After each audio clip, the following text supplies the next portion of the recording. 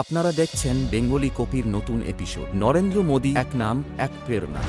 मैं नरेंद्र दामोदर दास मोदी ভারতের গুজরাটের এক ছোট্ট গ্রাম ভদনগর।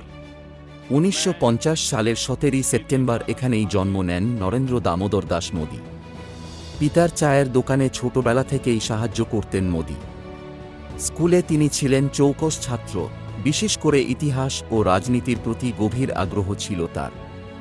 কিশোর বয়সে মোদী যোগ দেন আরএসএসে, সেখান থেকেই তার রাজনৈতিক জীবনের সূচনা।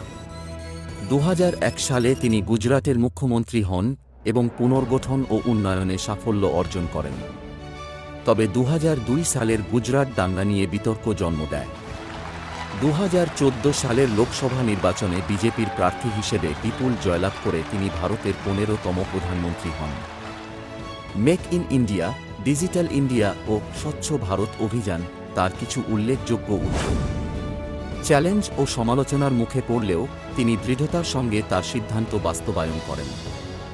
2019 সালে পুনরায় প্রধানমন্ত্রী নির্বাচিত হয়ে তিনি কাশ্মীরের বিশেষ মর্যাদা প্রত্যাহার ও নাগরিকত্ব সংশোধনী আইন প্রণয়ন করেন।